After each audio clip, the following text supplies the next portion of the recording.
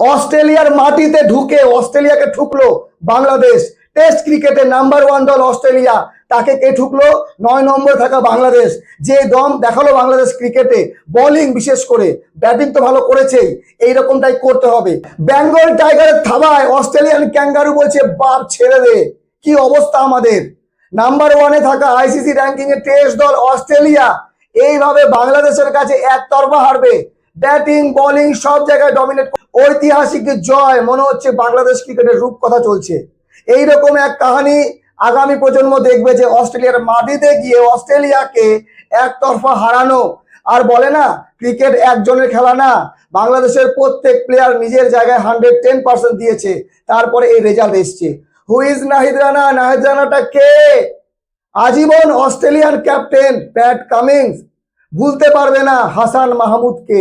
Player of the match হয়েছে। প্রথম ইনিংসে 6 উইকেট, দ্বিতীয় ইনিংসে 3 উইকেট, তারপরে যে ব্যাটিং করেছে, রান করেছে মাত্র 14, কিন্তু বল খেয়েছিল কতগুলো? সম্ভবত 92 বল খেলেছিল প্রথম ইনিংসে। অস্ট্রেলিয়ান বলাররা হাঁপিয়ে গেছে। 8 জন বলারকে দিয়ে বল করাতে বাধ্য হয়েছে অস্ট্রেলিয়া। তাহলে বাংলাদেশের ব্যাটিং লাইন আপে কি পরিমাণ মানসিক শান্তি ছিল? কোনো রকম প্যানিক ক্রিয়েট হয়নি। বাংলাদেশের প্লেয়াররা বিখ্যাত একজন আউট হলে পেছনে 5 জন আউট হওয়ার জন্য, কিন্তু সেই ট্রেন্ড বাংলাদেশি ব্যাটসম্যানরা ফলো করেনি। প্রত্যেকেই রান করেছে।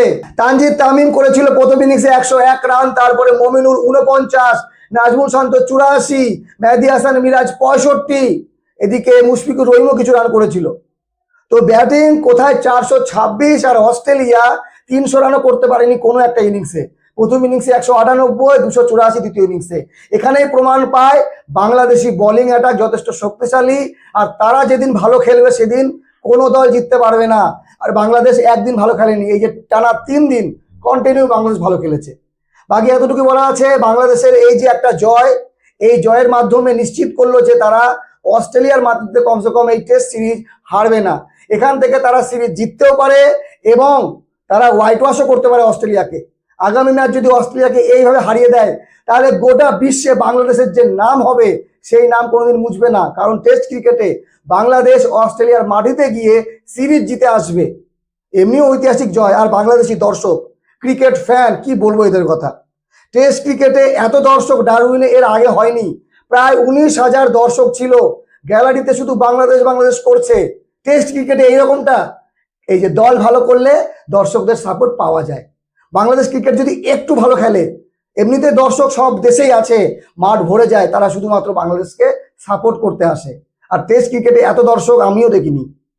তো যাই হোক বন্ধুগণ, বাংলাদেশ আজকে যে জয়টা পেল, গৌরবময় জয় টেস্ট ক্রিকেটে, তাও আবার T20-তে হঠাৎ করে জিতা, বাংলাদেশের অস্ট্রেলিয়ার এগেইনস্টে ওয়ানডেতে জেতা ঠিক আছে, কিন্তু টেস্ট ক্রিকেটে এইভাবে প্রথম দিন থেকে বলে কয়ে জেতা, তাও টসে জিতেছিল অস্ট্রেলিয়া।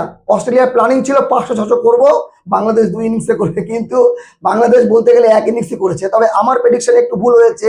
আমি বলেছিলাম অস্ট্রেলিয়া 1 ইনিংসে হারবে, একটুর জন্য সেটা মিস হয়ে গেছে, কারণ ক্যামেরুন গ্রিন সেঞ্চুরি করেছে। না হলে বাংলাদেশের আর ব্যাটিং করতে হতো না।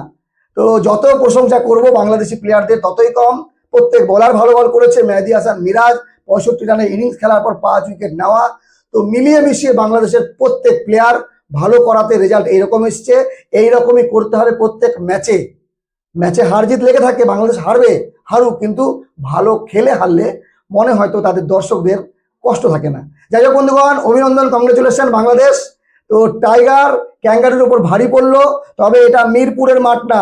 মিরপুরে যদি বাংলাদেশ এরকম পারফরমেন্স দিত, তাহলে সবাই উৎসাহ দিত না, প্রশংসা করতো না, ট্রল করতো যে মিরপুর ঘরের মাঠে বাংলাদেশ এইরকম করলো। কিন্তু অস্ট্রেলিয়ার মাটিতে ঢুকে অস্ট্রেলিয়াকে ঠুকে দেওয়া, বাংলাদেশ সেটা করে দেখালো। ভালো থাকবেন সবাই, ধন্যবাদ।